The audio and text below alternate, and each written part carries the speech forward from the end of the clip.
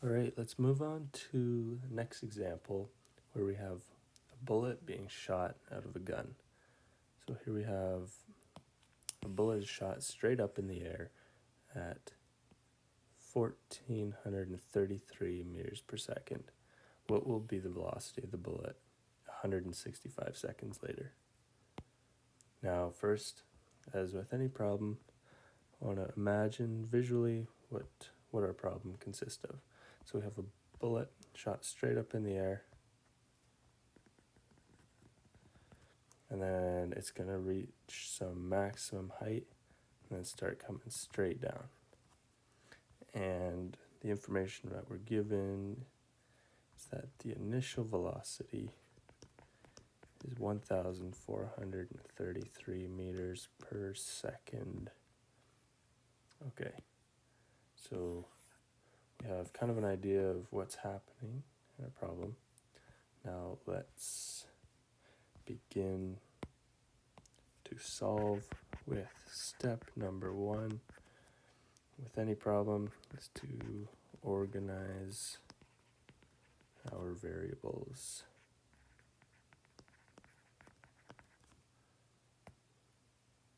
So looking at the question, the information we're given, bullet is shot at 1,433 meters per second.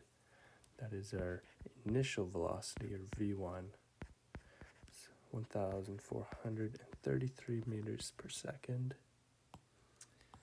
And it's asking us what will be the velocity of the bullet 165 seconds later. So that gives us another piece of information that the time is 165 seconds. Another piece of information that we have that's not necessarily given in the question is the acceleration. And although we're not specifically given an acceleration anywhere in the question, we know that as long as we are on Earth, the acceleration is negative 9.81 meters per second squared. So that is anywhere on Earth. Let me draw a circle here. Anywhere on Earth, no matter where you are, there will be an acceleration towards the center of the Earth. That's why it's a negative, is because it is in the down direction. So if you got a person here, person, for them it'll appear as though the acceleration is downwards. So that's why, again, I have the negative. And that is negative 9.81 meters per second squared. And the value for that is g. So it's just such a common acceleration that sometimes it's just denoted by a letter, has its own variable, and that's g. But for this problem, we're just going to call it negative 9.81 meters per second. And then the fourth variable, the one that we are trying to solve for, is asking for what will be the velocity. So it's asking for a final velocity, or V2, that is our unknown. So once we've got our variables organized, step 2 is to choose an equation. Choose an equation.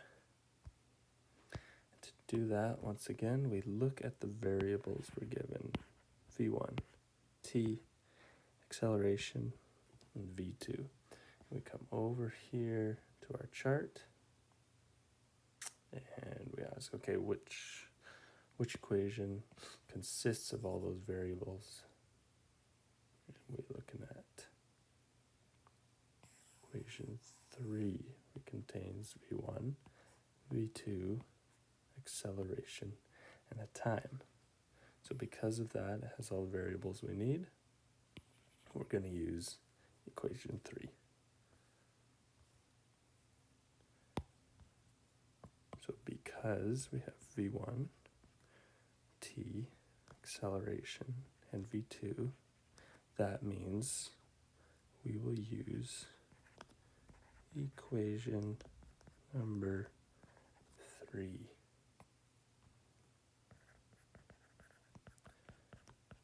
And then step 3 is, again, to plug in the variables.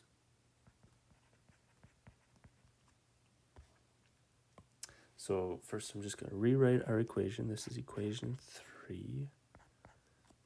Again, your teacher or your textbook might have these equations labeled with different numbers. So it's just important to look at the actual equation itself, not just the number, because your teacher or your textbook might call this equation 1, or it could have any number for this. So what's important is to actually look at the equation itself. In this case, I've named it equation number 3. But anyways, once we have rewritten our equation, let's start plugging in our variables. So the acceleration, looking over here, is negative 9.81 meters per second squared, equal to v2 was our unknown, so we're just going to call it v2, minus v1, and what was the value of v1? It was 1,433. 1,433, and the units was meters per second. All over time, which was 165 seconds. 165 seconds.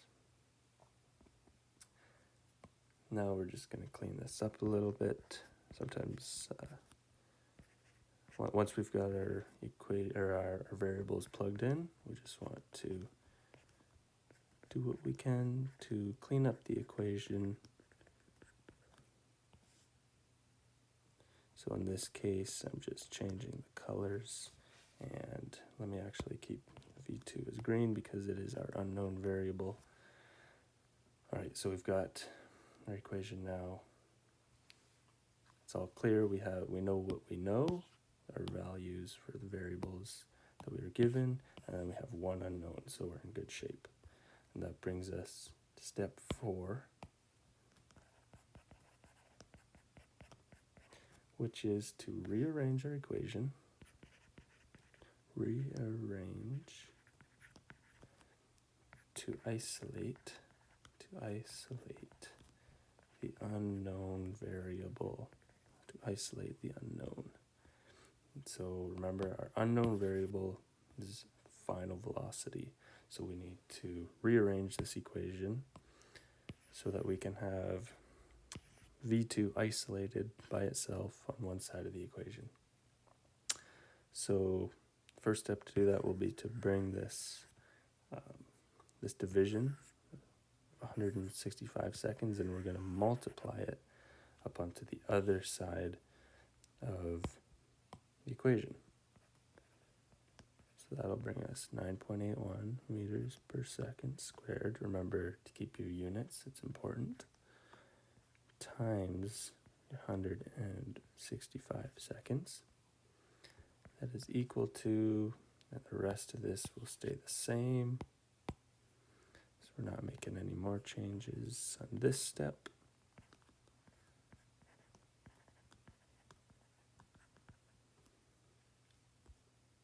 So now we're only one step away from having our v2 isolated, and that is this term here.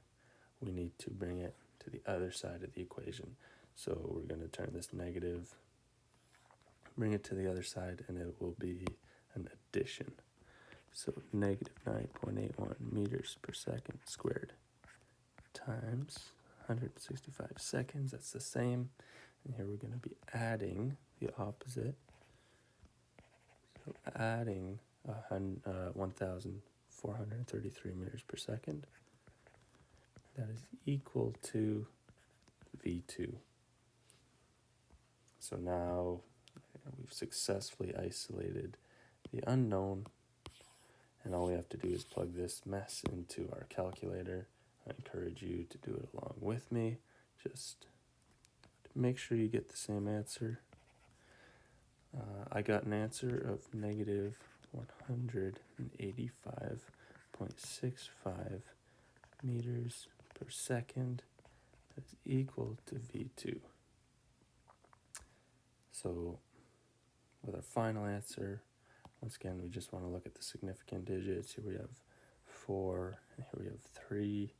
So we want our final answer to be with the lower amount. So our final answer will be in 3 significant digits. Be negative 186 meters per second, and that is our V2 final answer. And just to clarify what this means, it means that according to the question, 165 seconds later, so after 165 seconds, so 165 seconds after the bullet was shot,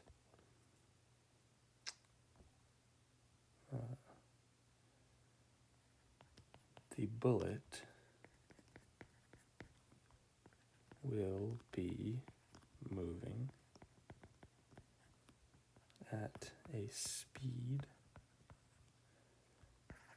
of 186 meters per second, and the direction of that will be, because this is a negative, that means it will be toward the ground. Towards the ground. So after 165 seconds, the bullet will be moving at a speed of 186 meters per second towards the ground.